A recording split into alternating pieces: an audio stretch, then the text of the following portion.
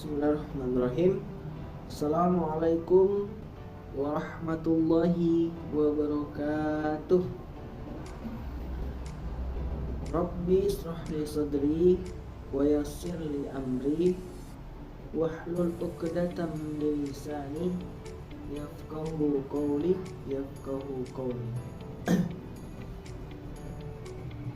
Hai teman-teman sekalian, perkenalkan, nama saya Muhammad Fadlan Khairi.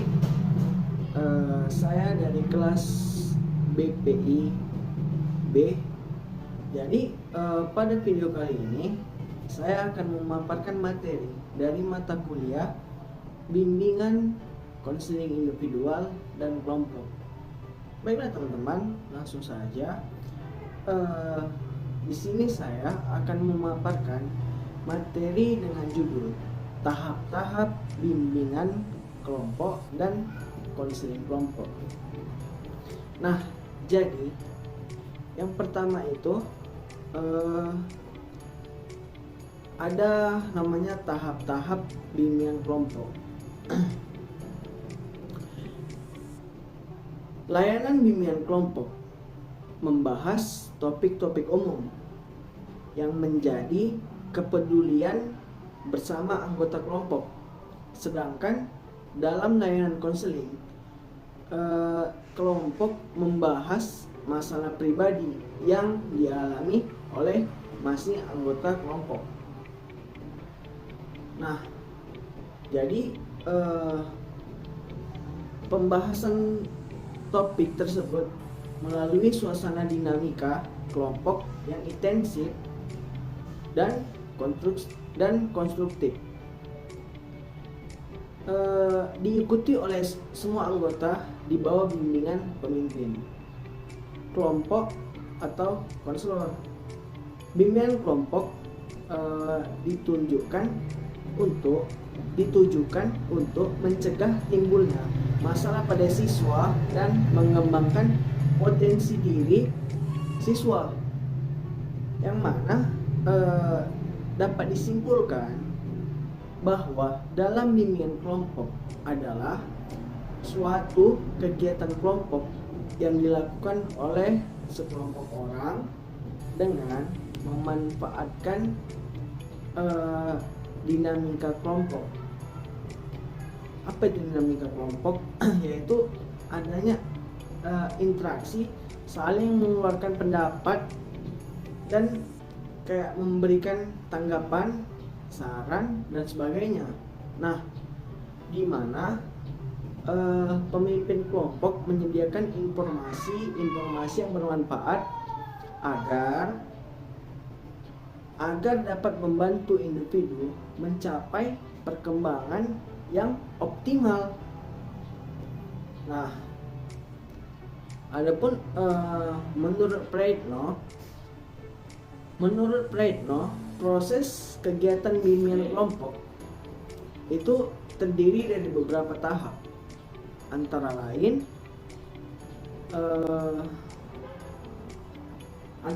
yaitu tahap 1. Tahap pembentukan ini merupakan tahap pengenalan, tahap pelibatan diri atau tahap memasukkan diri ke dalam kehidupan suatu kelompok. Pada tahap ini, pemimpin kelompok dan para anggota kelompok saling memperkenalkan diri. Kemudian, pemimpin kelompok memberikan penjelasan tentang asas kerahasiaan, kesukarelaan, kegiatan, keterbukaan, dan kenormatifan yang akan membantu masing-masing anggota kelompok. Untuk apa? Untuk mengarahkan peranan diri sendiri terhadap anggota lainnya, dan tentunya mencapai tujuan bersama. Nah, dalam tahap ini pemimpin kelompok perlu memutuskan usahanya pada Yang pertama, penjelasan tentang tujuan kegiatan. Nah, yang kedua, penumbuhan rasa saling mengenal antar anggota. Yang ketiga, penumbuhan sikap saling mempercayai dan saling menerima. Dan yang keempat, dimulainya pembahasan tentang tingkah laku dan suasana perasaan dalam kelompok. Nah, jadi ada yang kedua, yaitu tahap 2, peralihan.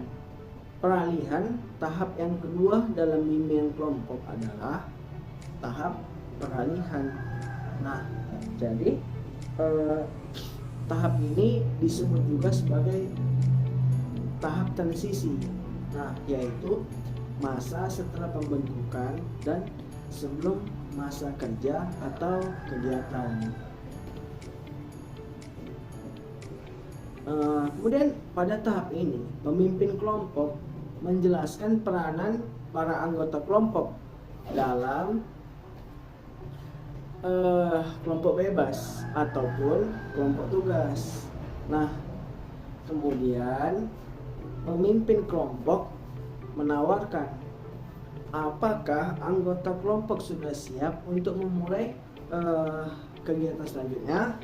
Nah, jadi tugas pemimpin kelompok dalam tahap peralihan ini adalah membantu para anggota untuk mengenali dan mengatasi berbagai macam hambatan, rasa gelisah, rasa enggan. Setelah itu, pemimpin kelompok mengajak anggota kelompok yang telah siap untuk segera memasuki tahap kegiatan. Pada tahap peralihan, pemimpin kelompok harus berperan aktif membawa suasana keseriusan dan keyakinan anggota kelompok dalam mengikuti kegiatan bimbingan kelompok. Nah, kemudian yang ketiga, ada tahap 3. Kegiatan tahap ini merupakan pusat dari kegiatan bimbingan kelompok. Nah, dalam tahap ini suasana interaksi antar anggota kelompok mulai tumbuh dengan baik. Para anggota bersikap saling menerima satu sama lain, saling menghormati, saling berusaha untuk mencapai suasana kebersamaan. Dalam tahap kegiatan, para anggota mencoba untuk membicarakan suatu permasalahan yang nyata dialami oleh mereka.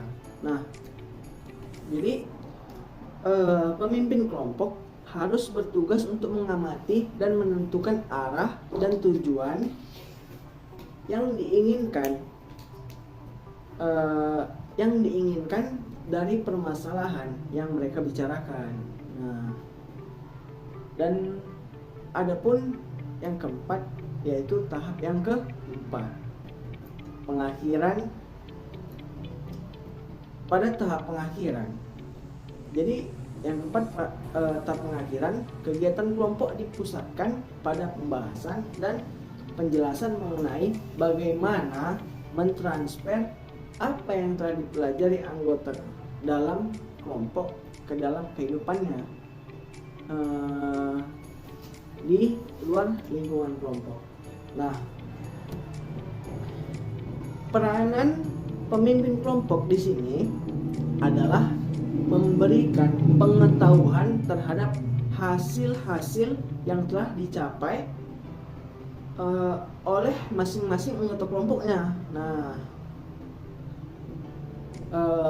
setelah itu barulah pemimpin kelompok memberitahukan bahwa kegiatan akan segera diakhiri. Nah, pemimpin kelompok bersama dengan anggota kelompok menyimpulkan hasil dari bimbingan kelompok dan memberikan kesan pesan selama mengikuti kegiatan bimbingan kelompok tersebut. Nah, kemudian yang kedua ada tahap-tahap konseling kelompok, layanan konseling kelompok. Layanan konseling kelompok yaitu upaya remedial saat membahas topik atau isu-isu seputar hal yang mengganggu atau menghambat proses belajar dan perkembangan kelompok siswa tertentu. Nah, adapun menurut pendapat Soekardi, Soekardi mengemukakan bahwa pelayanan konseling kelompok yaitu layanan bimbingan dan konseling yang memungkinkan peserta didik memperoleh kesempatan untuk membahas dan pengentasan permasalahan yang dialaminya melalui dinamika kelompok. Adapun menurut Supriyatna berpendapat bahwa konseling kelompok adalah suatu upaya bantuan kepada peserta didik dalam suasana kelompok yang bersifat pencegahan dan penyembuhan, dan diarahkan kepada pemberian kemudahan dalam rangka perkembangan dan pertumbuhannya berdasarkan beberapa kemungkinan dan pertimbangan proses konseling. Maka proses pemberian bantuan melalui konseling kelompok tidak jauh berbeda dengan tahapan dalam melakukan bimbingan kelompok, yaitu terdapat 4 tahapan yang meliputi. Nah, jadi pertama, tahap 1 yaitu pembentukan. Tahap pertama ini merupakan tahap orientasi para anggota untuk mengenai tujuan kelompok, membuat kesepakatan dengan anggota lainnya, dan membangun rasa kepercayaan dengan membuat aturan kelompok. Nah, aturan yang terpenting ialah kepercayaan. Nah, aturan yang terpenting adalah kepercayaan. Dalam sebuah penelitian terdapat pendapat mengenai pelaksanaan konseling kelompok online dengan tatap muka langsung. Jadi peserta studi berbagi bahwa kehadiran fisik anggota kelompok selama sesi tahap muka meningkatkan kesediaan mereka untuk apa? Untuk berpartisipasi. Kemudian Glading mengemukakan bahwa terdapat 5 langkah dalam pembentukan kelompok, yaitu langkah pertama, rasional pengembangan kelompok. Langkah kedua, menetapkan teori yang sesuai untuk pengembangan kelompok. Nah, kemudian langkah yang ketiga, pertimbangan praktis dalam kelompok. Kemudian langkah yang keempat, mengumumkan kelompok, dan langkah kelima yaitu pelatihan awal dan seleksi anggota konselor. Kemudian Corey menjelaskan tentang fungsi anggota dan mungkin masalah yang muncul pada awal pembentukan kelompok. Nah, jadi sebelum bergabung dengan kelompok, individu harus memiliki pengetahuan yang diperlukan untuk membuat keputusan mengenai partisipasi mereka. Jadi anggota kelompok harus aktif dalam proses menentukan apakah kelompok tepat untuk mereka. Nah, jadi ada beberapa masalah yang berkaitan dengan peran anggota pada tahap ini. Yang pertama, anggota harus memiliki pengetahuan yang memadai tentang sifat kelompok dan memahami dampak kelompok jika memiliki mereka. Nah, kemudian yang kedua, anggota perlu menentukan apakah kelompok tertentu sesuai untuk mereka saat ini. Nah, yang ketiga, anggota juga dapat keuntungan melalui persiapan diri bagi kelompok dengan berpikir tentang apa yang mereka inginkan dari pengalaman dan mengidentifikasi tema pribadi yang akan memandu pekerjaan mereka dalam kelompok tersebut. Nah, kemudian yang kedua, tahap 2. Tahap peralihan merupakan masa setelah proses pembentukan dan sebelum mau bekerja atau kegiatan.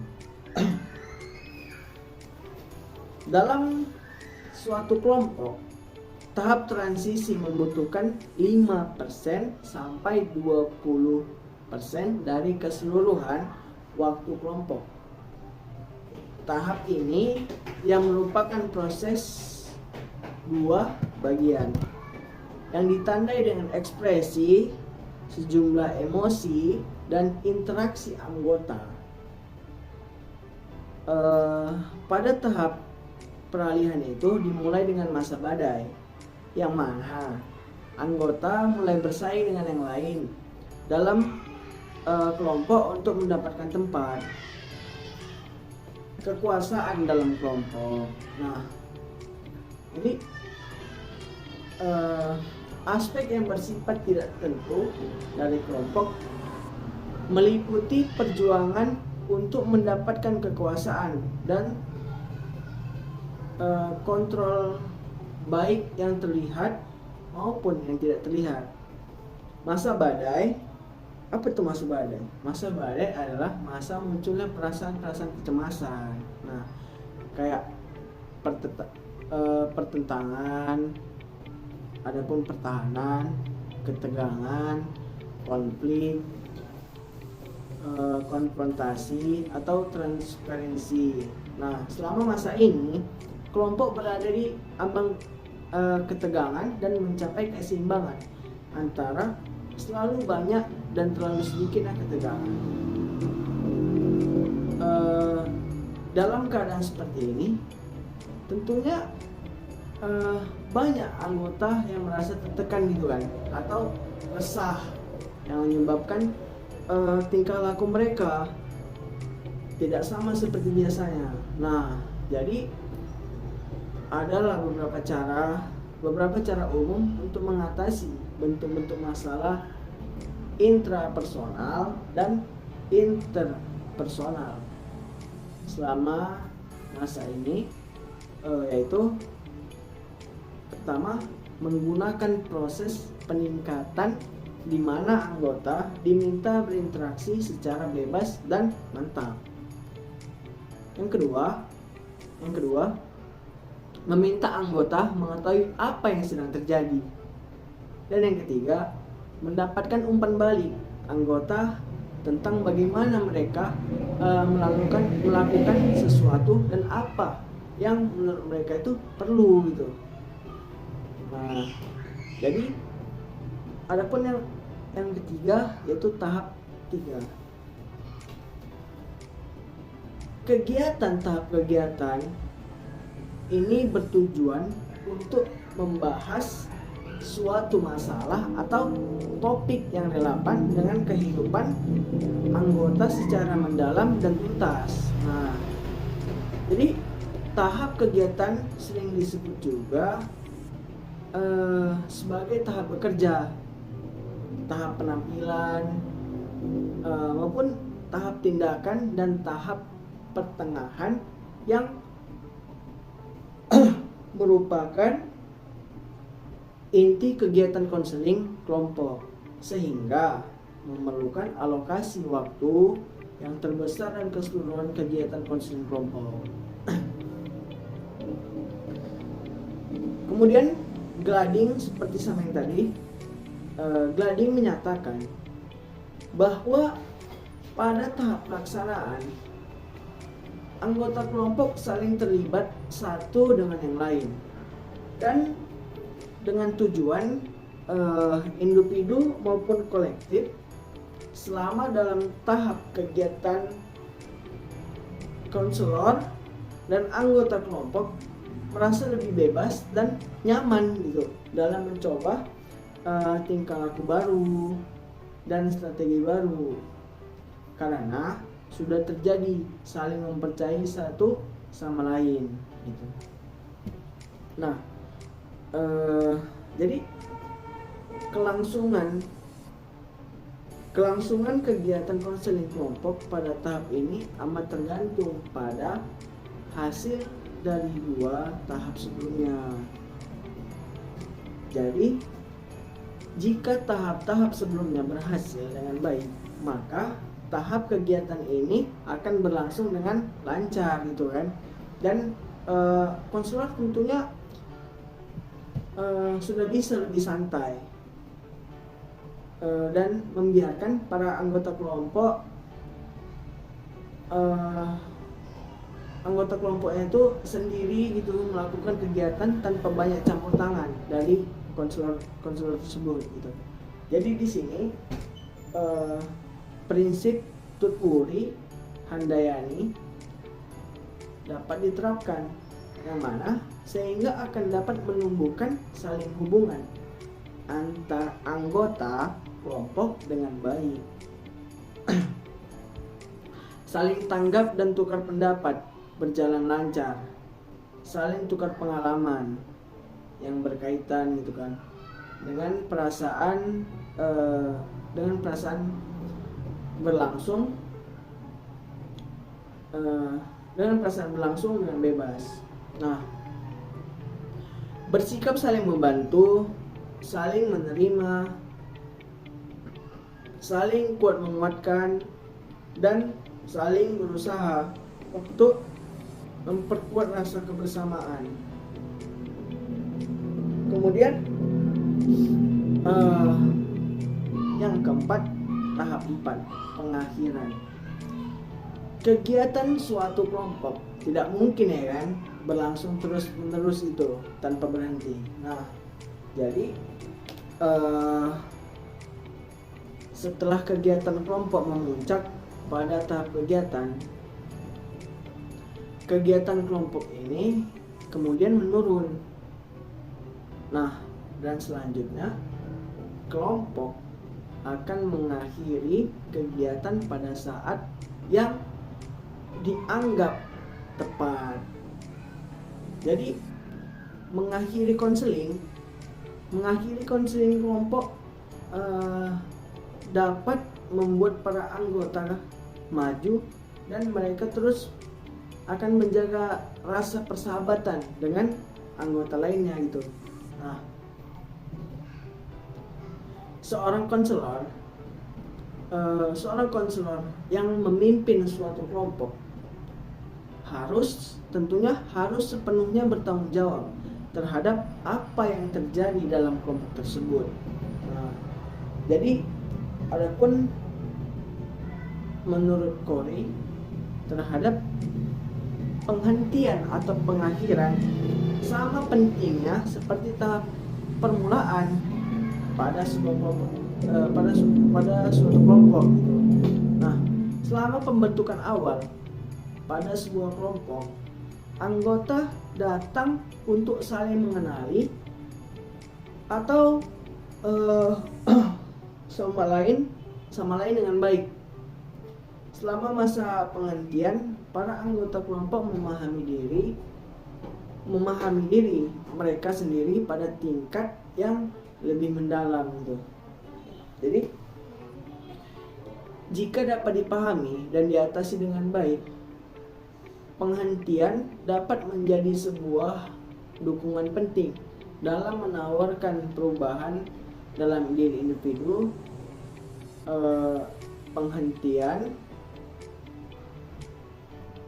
Penghentian memberi kesempatan pada anggota kelompok untuk memperjelas arti dari pengalaman mereka gitu.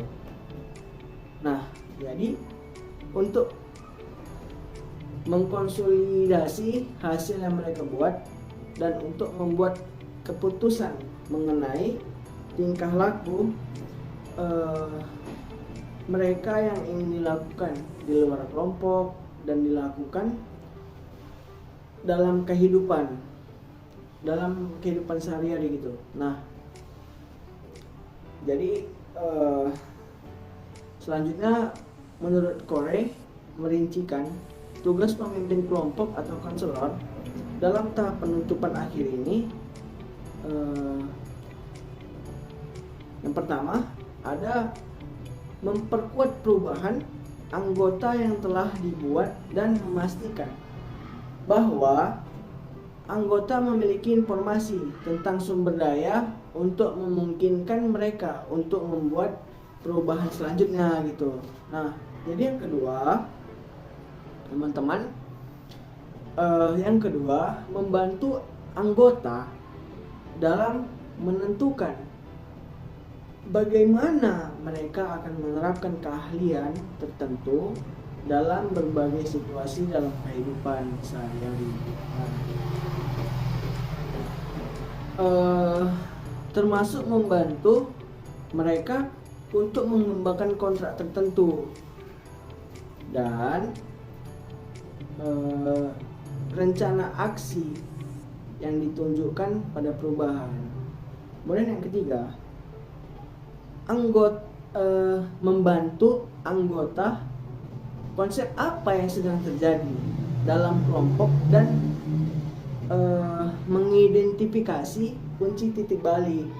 Nah, jadi yang keempat, membantu anggota untuk meringkas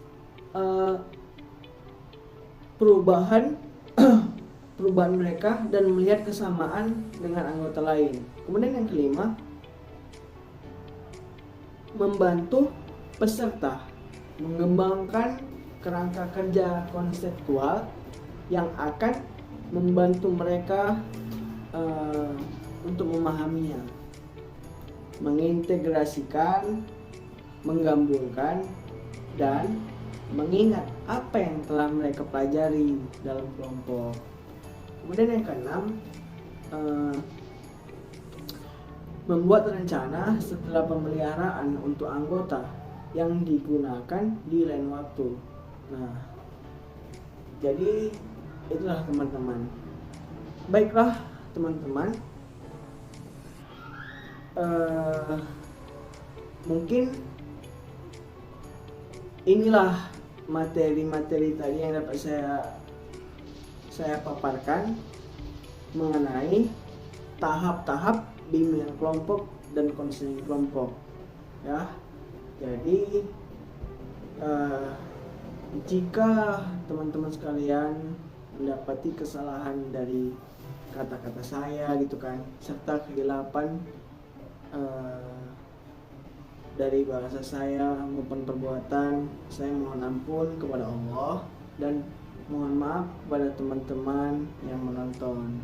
Nah, mungkin hanya itu teman-teman saya yang baik hati, rajin menabung. Mungkin Sekian dari saya akhiri. Assalamualaikum warahmatullahi wabarakatuh.